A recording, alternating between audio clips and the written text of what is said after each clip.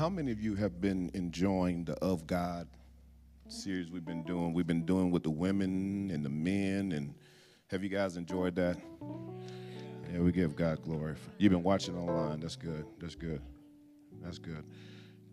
Well, tonight I want to go here in a different place because with what's being taught on Sunday could be a little difficult to walk out. And so I want to give us some instructions tonight. But I gotta.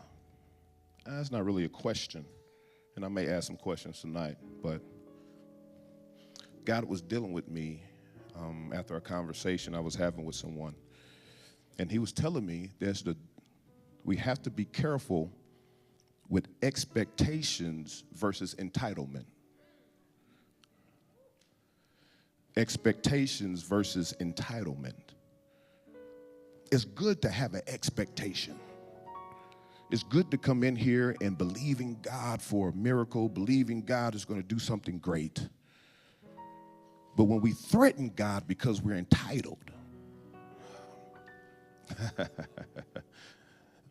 some of us have threatened God with our entitlement. We said things that, God, if you don't do this, I'm not going to church anymore. If you don't do this, I'm not going to serve you anymore. If you don't do this, I'm not going to praise and worship you anymore if you don't do this. And we try to hold God at ransom. And it's because of entitlement. And so tonight I want to deal with some things because even in that, there's some things we may have prayed for and we have not seen the evidence, or we have not seen the manifestation of what we prayed for. And it could be the way that we're praying. It could be how we're praying, what we're praying for, that is getting in the way of what you're seeing. And so I'm going to start here. Let me give the definition of entitlement. And then we're going to go to James 1. And let me say this. Let me say this before I go there. I played football. I coached it. Football season, NFL is about to start. One thing as a coach, you always wonder is how tough is my team? I know how they can perform when things go well because I've seen them in practice. That's a controlled environment. What happens when adversity hits? What happens when they got to go against something? How do they respond? And us as Christians, we love the P word prosperity and we struggle with the P word perseverance. We struggle with having to persevere through things, having to go through some things. And in this life, you're going to go through some things. And I'm speeding up a little bit, but there's many times we get upset with God because He didn't keep us from something. Say, God, you could have kept me from that. When really God wants to keep you through it.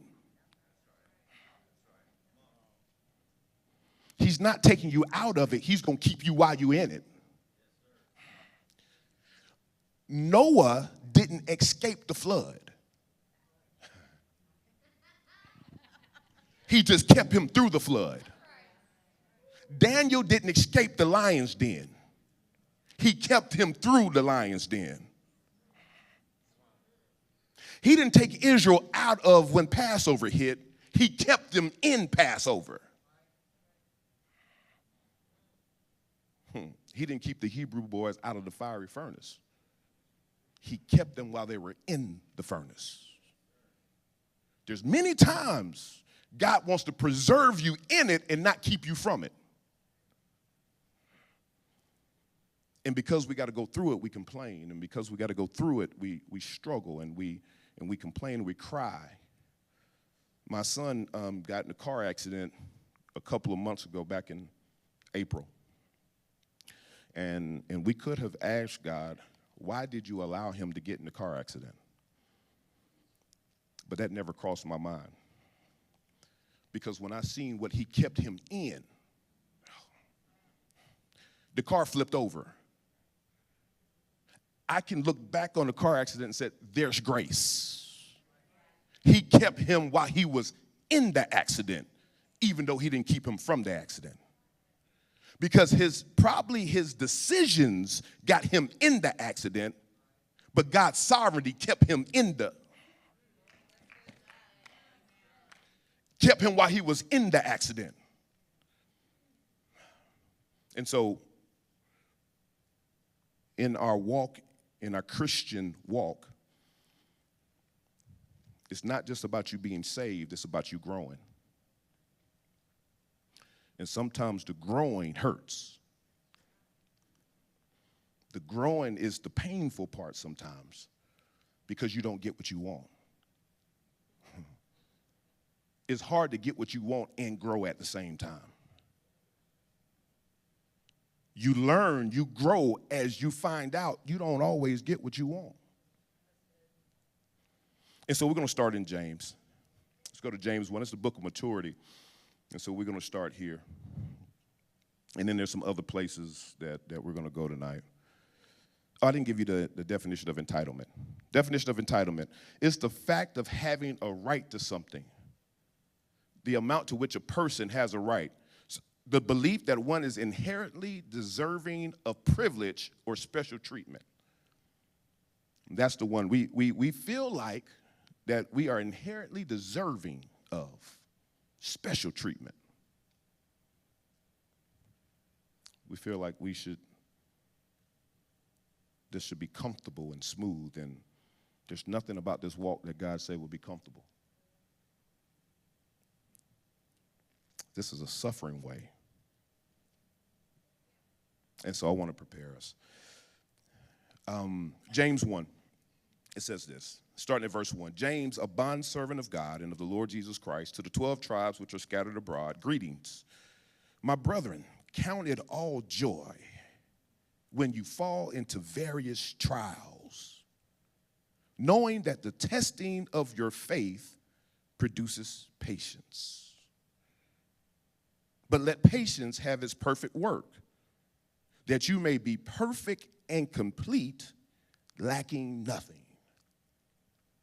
That sometimes when you go through stuff, it is really perfecting you, not destroying you. That God is getting you ready for something. It says, count it joy when you go through these trials, because it's producing patience. And then it says, and really patience is endurance, which means that you can handle something for a little while. It says endurance. And then when endurance has had its perfect work, that you may be perfect and complete, lacking nothing. That trials, not God just giving you stuff, trials is what gets you to the point of lacking nothing. What trials do is get you to start seeking the face of God and not his hand. We love the hand of God. And we say, God, give me your hand. I'm okay without seeing your face. That's entitled. It's funny. It's funny because what entitlement does is that it demands something without relationship. Entitlement demands something without relationship. We see it all the time. Okay, I got to get real. We see it when a parent passes. Normally, the one who had the most estranged relationship is the one that's demanding the most.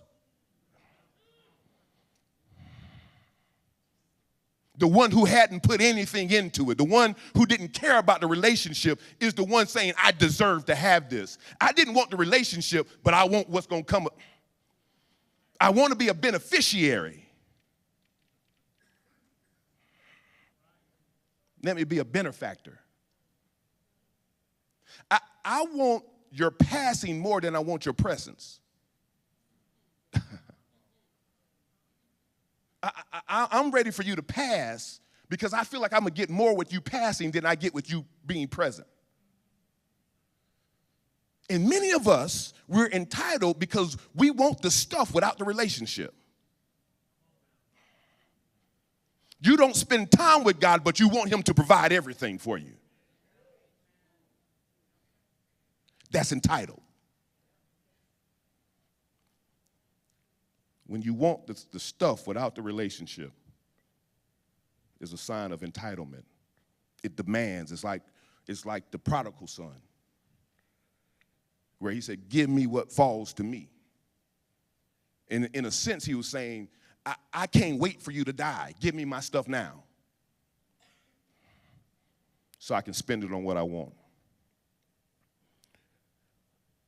And so we have to seek God's face, not his hand, because when you are entitled, you have to be careful, because entitlement leads to you wasting. When you get something you didn't work for, you don't know the value of it. And so when you don't know the value of it, you're not a good steward over it. It makes you careless. And so there's many things that God would love to give us, but he knows if I give that to you, I'm going to enable you to be a bad steward because you didn't know what it took for you to get it.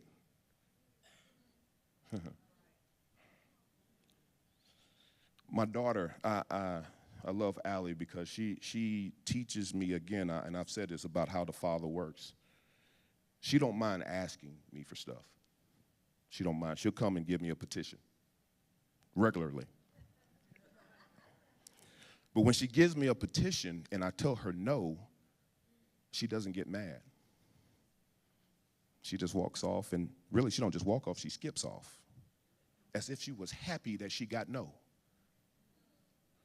And she leaves me confused. No makes you happy? The next day she'll come and ask, and I'll say no again. And she'll skip off the same way. Matter of fact, she might kiss me this time and then skip off. But what I find myself doing is the very thing she asks for, although she don't know, I'm looking for it. Trying to see how I can bless her with the thing that she could accept no about. If you can accept my no, then I know I can bless you with it. If you throw a tantrum over it, you're not ready for it yet.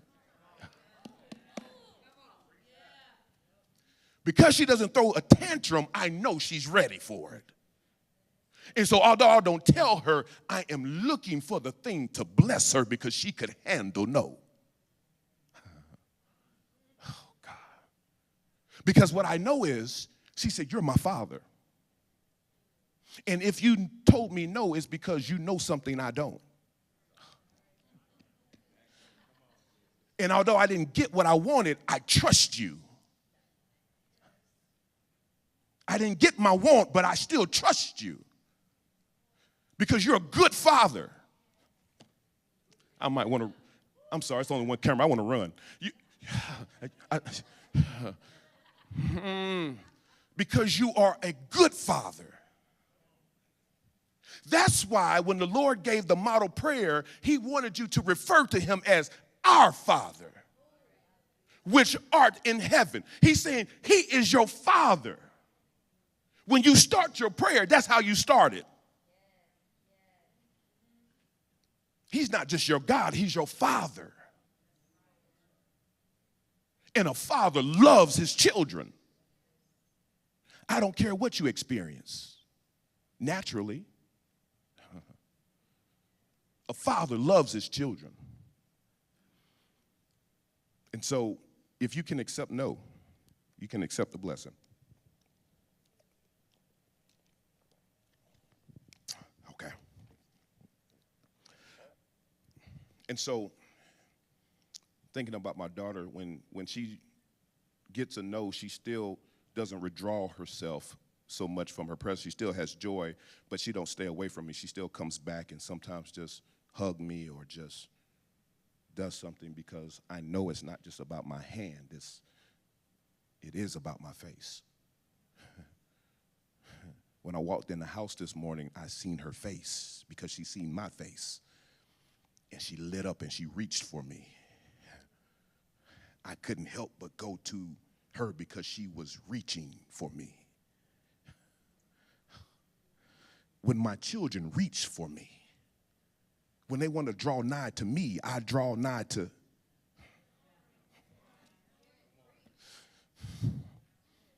Because I'm her father. And so what I need you to realize, and again, I'm trying to get us out of entitlement. The expectation has to start. That's why it says when we come to God, we must first believe that he is. And he is a rewarder of them that diligently seek him. That I come to him because of who he is, not because of what he can do. It says who he is, not for his ability, although he's God. I know his ability, but I come to him for who he is. In 2 Chronicles, when Solomon was dedicating the temple, and God responded, he said, if my people, 2 Chronicles 7, let's go there. Let's go there. I'm way off base tonight, but it's okay, because I'm enjoying this. 2 Chronicles 7. I want you to see, because even God here gives a principle of prayer. And we'll kind of match it to the Lord's Prayer. Start at 2 Chronicles chapter 7. Yeah.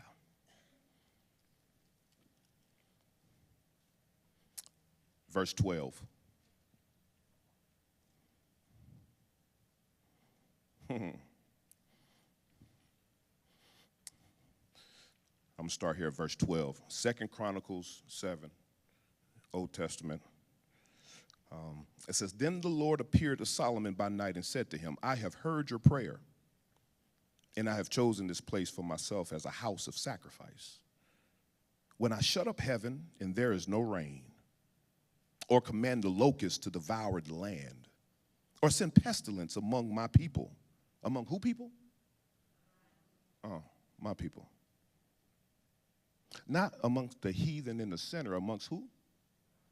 My people. God would send pestilence among his people? He said it's send pestilence among my people. But he says this, if my people who are called by my name will humble themselves and pray and seek my what?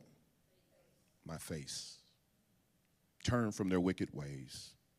Then I will hear from heaven and will forgive their sins and heal their land.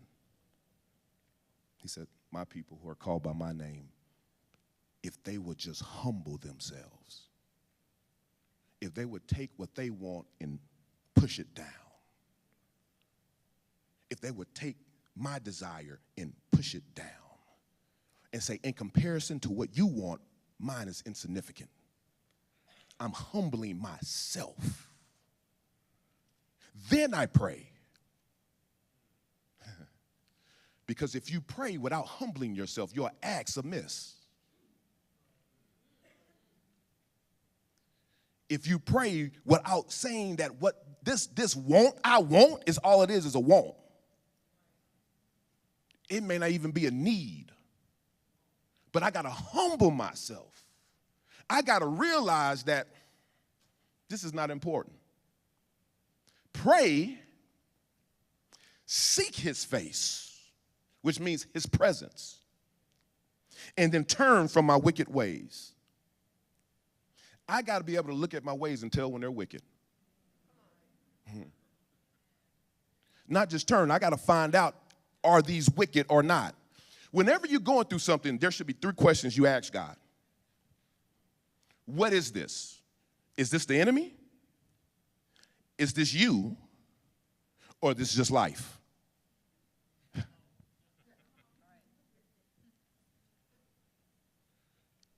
3 questions. Is this the enemy? Is this you? Or is this just what I go through in life? Because sometimes we may mistake our spiritual warfare. And you may be fighting God when you need to know who you're fighting and why. And so you need to ask the question, Lord, what is this I'm looking at? Are you correcting me? Is the enemy attacking me? Or is this just something I just need to get through? And then when we hear what it is, that's when we can pray. I need to know what I'm up against. I'm not trying to fight against you, God. If you're correcting me, show me where my wrong is. And then I pray about that.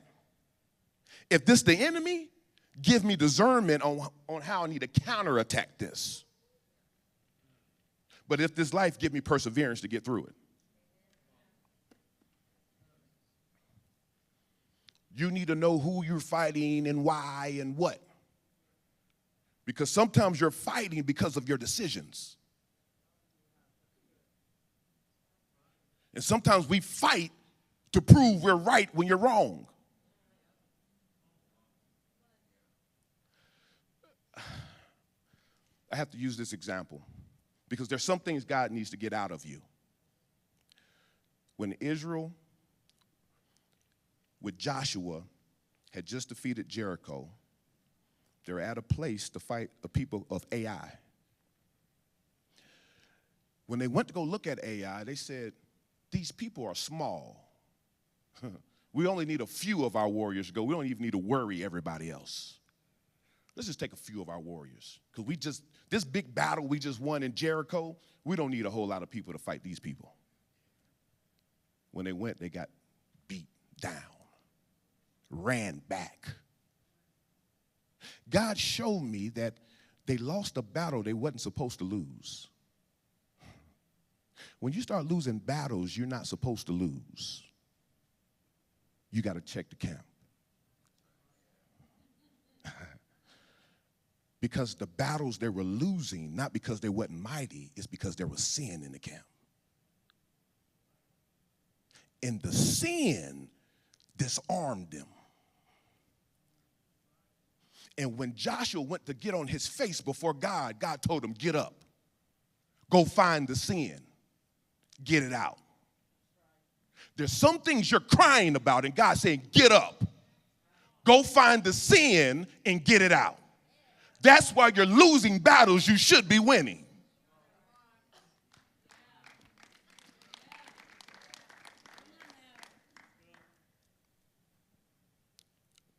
Your marriage shouldn't be falling apart like that. You're losing battles you should be winning.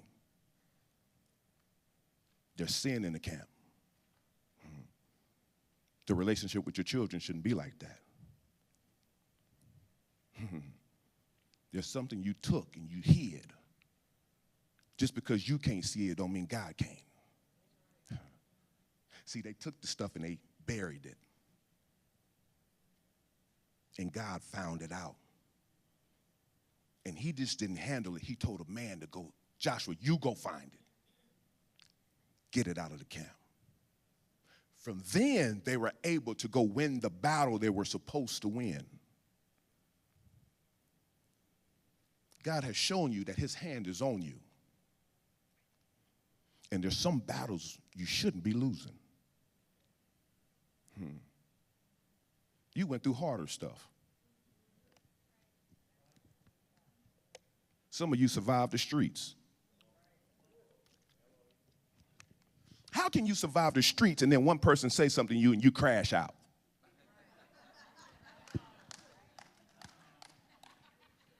You just lost the battle that you... Some of us got kicked out of clubs. Bar fights.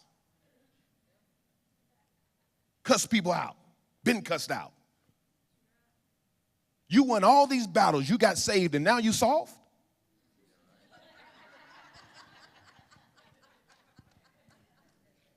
I'm sorry.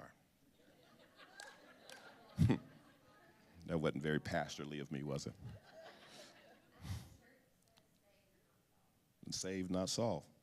So there's some battles we shouldn't be losing. We got to get that stuff out. And so what you have to do, and that's why when Jesus gave the model prayer, and he did that, he said, "Our Father which art in heaven, hallowed be thy name, thy kingdom come, thy will be done." That the first thing that you should be doing is recognizing who God is, but then you need to be finding out what is his will. Before I send my request to heaven, you send your will to earth. Y'all missed that. Before I ask you a request that I'm trying to send to heaven, I need you to send your will to earth. The word says, if I ask anything according to his will, if I want to see answered prayers, I need to find out his will. He wants to accomplish his will. Most of the time, his will is against our will. And because his will is against our will, we don't want to pray his will. Because that means my will has to, somebody's will got to lose. And you're trying to exemplify your willpower, and your will don't have power. Until you connect your will with his will, now your will has power. Now you got willpower because you have aligned yourself with his will. Your prayer has to first start out with, God, what is your will? Tell me your will. Now, you tell me your will from heaven, I want to make sure it touches earth. Thy will be done on earth as it is in heaven. You speak it from heaven and let me carry this thing out on. That's when his will touches earth, is when you decide to do it. You are the way his will touches earth. He do it through these earthen vessels. We are earth. Ashes to ashes, dust to dust. We're going to go back to the earth. But while I am walking in this dirt suit, tell me your will, because then you give me a power in this dirt suit that it don't have by itself. You just gave my will power because I aligned it with. That's what he said. He said, you shall receive power when the Holy Ghost falls on you. And you'll be my witnesses. I'm going to do things with that dirt you didn't know I could do.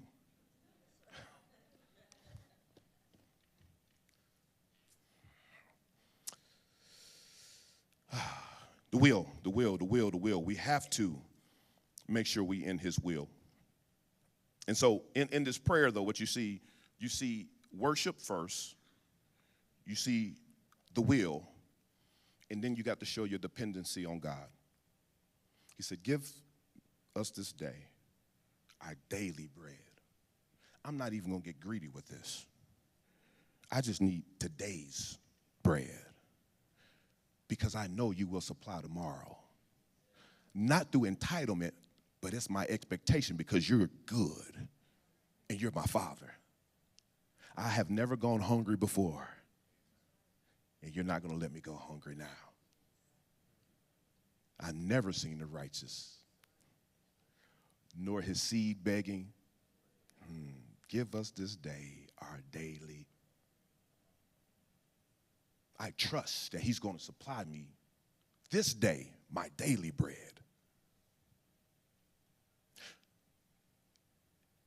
And then he says, forgive my trespasses as I forgive those who have trespassed against me. Forgive me for knowingly crossing lines while I forgive those who I know they knew they crossed the line with me.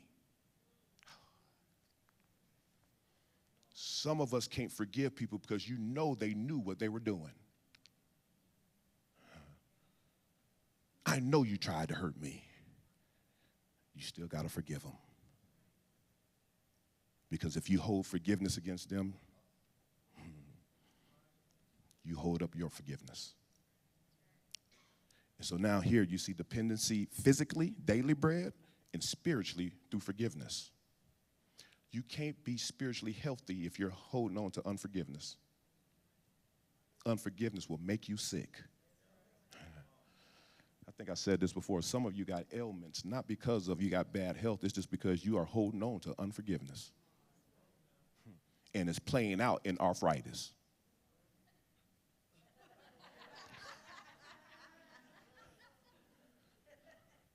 It's playing out in other areas. And the doctor say, I can't find what's wrong with you. Because it's not natural. You're going from doctor to doctor to doctor. And they say, I can't see.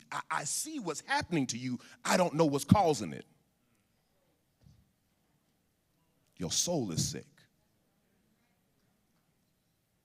And it's manifesting in your earthen vessel. And for some of you, that is what you need. You can't get well because you won't forgive. Your deliverance is in your forgiveness. All right. Said forgive trespasses as I forgive those who trespass. And then it says, lead me not into temptation, but deliver me from the evil one. Lead me not, lead me not, lead me not into temptation. Basically, it's saying, lead me away from it. Lead me away from temptation, which means I'm giving God permission to lead me. For some of us, we have never given him permission to lead me. We have never said, God, lead me, because we know what is going to lead us away from. There are some things you like that when you ask him to lead you, he's going to lead you away from it.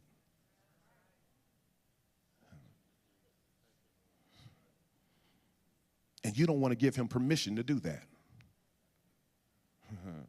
You can lead me away from some things, but not all my temptations. Some of them I like. Don't lead me away from that one. All the other ones you can lead me. All the other ones you can lead me. You can't lead me from this one. But then it goes on to say, but deliver us from the evil one. Some of us are too intimate with the enemy. And it says, you got to deliver us from the evil one. Deliver me from that relationship. I need deliverance from that. I need you to break that off. I've been in that relationship too long. The Bible talks about how God doesn't tempt. He doesn't lead you into temptation, but he will test you. The testing is not for him. The testing is for you. You need to realize what's in you. The testing reveals to you who you really are. It's funny, my son says, I'm doing great in school until he get a test. And then the test shows him, I wasn't as good as I thought I was. Because the grade told on you. The grade said you wasn't as prepared as you thought you were. The grade said you hadn't spent enough time in the content. And the test proved to expose something in you.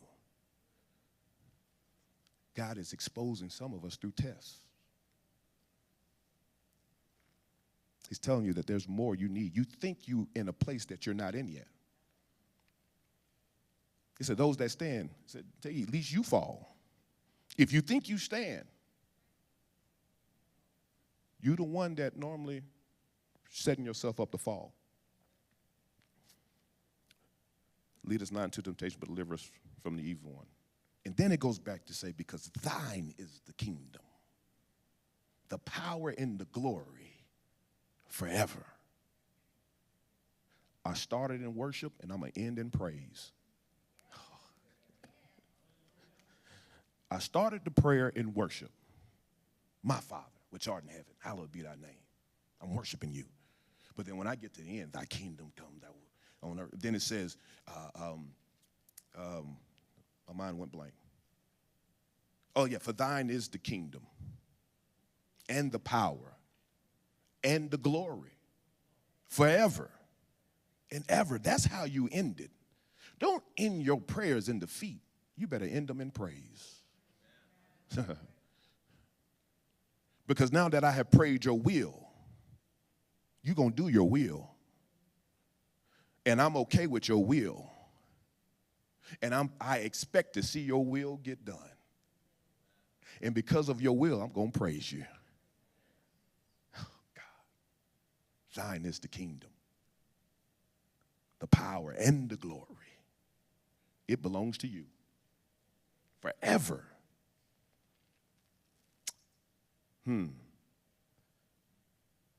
So, just a real simple thing tonight. Start praying his will. Spend time knowing what his will is. In my house, I can tell everyone's footsteps by just listening. I can be downstairs. Well, except for Ethan, because you can't hear him. He glides. You don't hear Ethan. If you just hear a door close, you're like, oh, that's E. He just moved you. But Allison and Jaden and even Stephanie, if I sit there, when I'm downstairs, I can tell who's moving.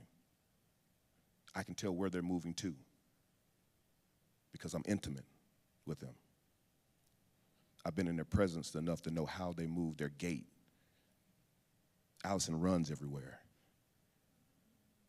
Jaden is just like an elephant. Boom, boom, boom.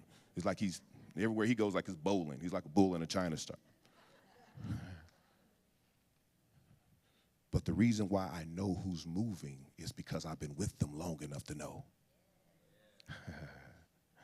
I know how God moves because I'm with him long enough to know. Yeah, that's my Father right there. I'm not worried. I hear noises. Nah, that's him just moving. I might not know what he's doing, but I know he's moving.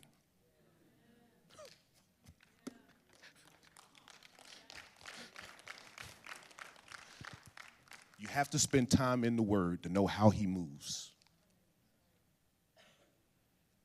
He's a God who can move mountains.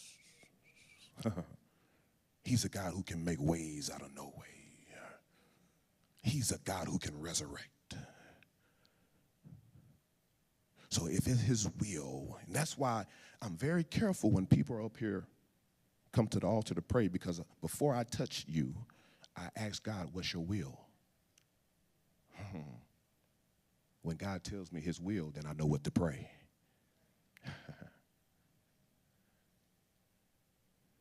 I love the way Jesus would heal people. Because don't get me wrong, you need to have an expectation. But he will ask you first, what is it you want me to do? I see you blind, but what do you want? Do you want to be healed? If so, what is it that's ailing you? Tell me what it is. For some of you, you have never been honest about what you need healing from. And God is asking you, what do you want me to do? What is your expectation? Because if you withhold your expectation, that means you withhold really who I am. Because your expectation tells me that you know who I am. When you can tell me what's really wrong with you and I ask if I can pray for you, that means you believe God can heal it. If you withhold it, you really don't believe he can do anything about it. That's why he will ask, what do you want? That's what happened at the pool of Bethesda. The man gave him an excuse. He said, I didn't ask you what's your excuse. I asked you what you wanted. No man is here to put me in the pool. Well, what do you want?